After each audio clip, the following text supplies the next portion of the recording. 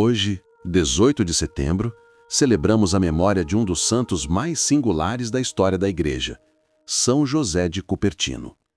Sua vida é um testemunho de que a graça de Deus pode florescer onde a natureza parece ter sido madrasta. Ele é a prova viva de que a humildade, a obediência e o amor a Deus são as maiores virtudes. Sua história é tão extraordinária que muitas vezes parece ter saído de um conto de fadas. Mas a abundância de testemunhos oculares, inclusive de papas e cardeais, confirmam que tudo é, de fato, um grande milagre. Nascido em 1603, no reino de Nápoles, na aldeia de Cupertino, José veio ao mundo de forma humilde, em um estábulo, pois a família estava endividada. Como relata seu biógrafo, a natureza com ele foi madrasta, não lhe deu dom nenhum. Não era rico, não era inteligente, não era belo nem nobre. Em suma, era, nas palavras do biógrafo, um traste. Aos olhos do mundo, ele não valia nada. Já na infância, era profundamente devoto. Amava a Deus imensamente. E os primeiros êxtases começaram a se manifestar. Por isso, na sala de aula, ele era vítima de bullying dos colegas, que o chamavam de boca aberta, porque era só o professor dizer o nome de Jesus para ele entrar em êxtase. Ele enfrentou grandes dificuldades de aprendizado, mal conseguia ler e escrever. Aos 17 anos, quis seguir a vida religiosa. Ele tentou a ordem dos franciscanos conventuais, mas foi recusado.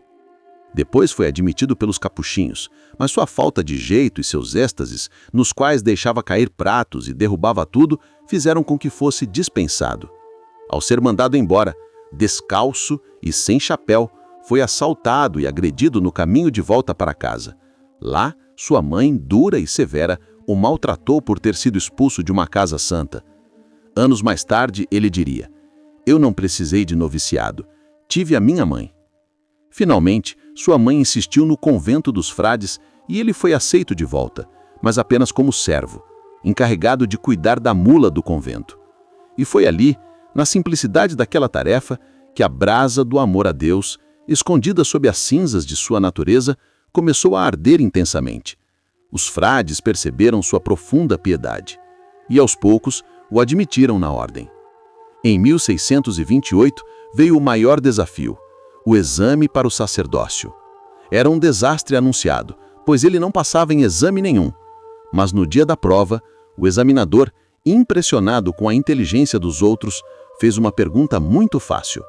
A questão era sobre a interpretação do versículo "Bem-aventurados os seios que te amamentaram", que por sua grande devoção a Nossa Senhora, era a única coisa que ele havia conseguido memorizar. Milagrosamente, ele foi aprovado. A partir daí, seus fenômenos místicos só aumentaram. O mais famoso deles era a levitação. Ele foi visto levitando centenas de vezes, não apenas durante a missa, mas em momentos de intensa devoção, chegando a flutuar por vários minutos. O Papa Urbano VIII, ao vê-lo levitar enquanto se inclinava para beijar seus pés, jurou que, se esse frade morrer antes de eu morrer, eu serei testemunha na sua causa de canonização. Um outro episódio famoso ocorreu em uma missa para um príncipe protestante. Durante a consagração, José de Cupertino tentou partir a hóstia, mas não conseguiu. Ele começou a chorar e levitou, ficando no ar por cerca de 15 minutos. Quando desceu, finalmente partiu a hóstia. Ao ser questionado pelo superior, ele respondeu que não havia conseguido partir a hóstia porque na igreja haviam corações duros como pedra que não criam naquilo que a igreja cria. O príncipe se converteu naquele instante. Para não perturbar a paz dos conventos com suas levitações, os superiores o obrigaram a rezar e comer sozinho em sua cela. Mas não foi apenas a levitação que marcou a vida de José de Cupertino. Sua humildade e obediência eram extraordinárias. Certa vez, um superior o autorizou a exorcizar demônios. Mesmo se considerando indigno, ele dizia ao endemoniado: "Em nome da santa obediência, eu vim aqui para expulsar você.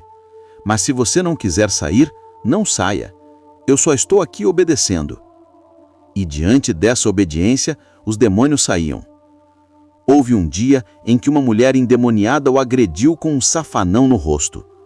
José, sem se abalar, foi até seu quarto, pegou a carta da ordem de obediência de seus superiores, apresentou ao demônio e disse: "Olha, em nome da santa obediência que eu estou fazendo isso." E o demônio saiu imediatamente. Ele também tinha uma aversão tão grande ao dinheiro que uma vez um frade jogou uma moeda em seu hábito e ele começou a ofegar dizendo que não aguentava até que a moeda fosse tirada. E não podemos esquecer de suas provações. Em um período de sua vida, ele sofreu por 2 anos com a chamada noite escura da alma, sendo tentado pelos demônios com pensamentos de impureza, mas nunca caiu na tentação. A fé eucarística de São José de Cupertino também era palpável. Em uma ocasião, com as luzes dos sacristários apagadas, ele voou em direção ao sacristário onde estava Jesus, demonstrando a presença real de Cristo. Sua vida nos lembra que a santidade não reside na perfeição humana, mas na total entrega à vontade de Deus.